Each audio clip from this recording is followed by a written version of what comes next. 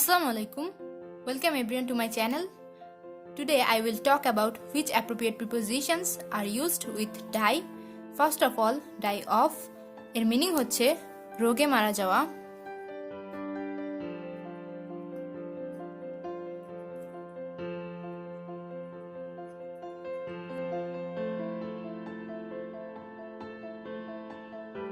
die by এর অর্থ হচ্ছে দুর্ঘটনা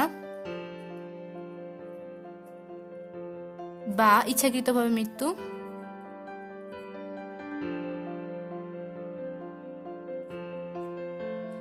die from এর অর্থ হচ্ছে কোনো কিছুর প্রভাবে মৃত্যু।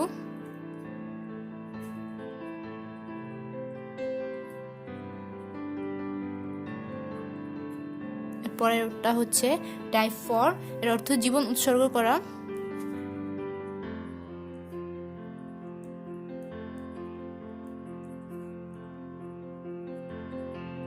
তারপরটা হচ্ছে die out এর অর্থ বিলীন হওয়া।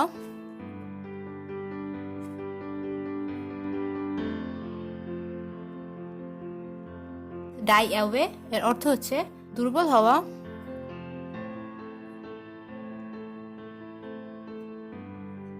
die throw অর্থ হচ্ছে অবহেলায় বা অযত্নে মৃত্যু।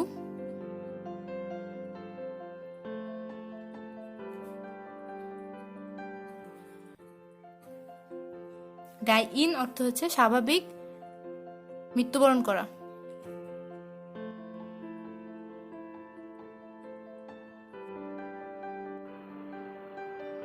এর অর্থ হচ্ছে একে একে মারা যাওয়া।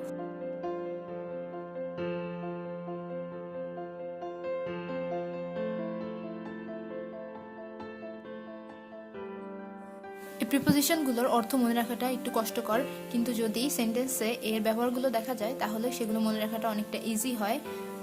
সো ফার্স্ট সেন্টেন্সটা হচ্ছে হি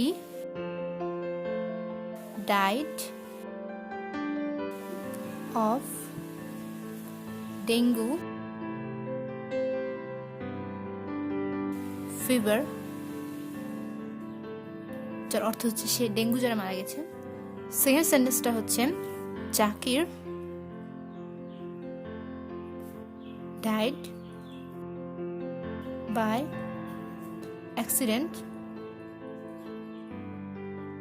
যার মিনিং হচ্ছে জাকির দুর্ঘটনায় মারা গেছে। থার্ড সেন্টেন্সটা হচ্ছে Ali died from over eating, এর অর্থ হচ্ছে আলী অতিভোজনের কারণে মৃত্যুবরণ করেছে। এর পরেরটা হচ্ছে soldiers are ready to die for the country. Soldiers অর্থ হচ্ছে সৈনিক, আর এটার অর্থ হচ্ছে সৈনিকরা দেশের জন্য জীবন উৎসর্গ করতে প্রস্তুত। ডাই আউটের সেন্টেন্সটা হচ্ছে morality is dyeing out gradually. Morality অর্থ নৈতিকতা এবং গ্র্যাজুয়ালি অর্থ হচ্ছে ধীরে ধীরে। এই সেন্টেন্সটার মিনিং হচ্ছে নৈতিকতা ধীরে ধীরে বিলীন হয়ে যাচ্ছে। ডাই অ্যাওয়ের সেন্টেন্সটা হচ্ছে the man died away for hunger, যার অর্থ হচ্ছে ক্ষুধার্ত লোকটি মারা গেছে। পরের সেন্টেন্সটা হচ্ছে the child died through neglect, যার অর্থ হচ্ছে শিশুটি অবহেলায় মারা গেছে। পরেরটা হচ্ছে to have died in the last year,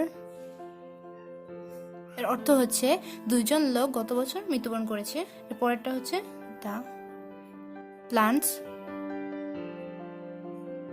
of this garden R dyeing of. যার অর্থ হচ্ছে এই বাগানের গাছগুলো মারা যাচ্ছে। ভিডিওটা ভালো লাগলে একটা লাইক দিবেন এবং চ্যানেলটি থেকে নতুন নতুন আপডেট পেতে চাইলে আমার চ্যানেলটিকে সাবস্ক্রাইব করবেন। Thank you.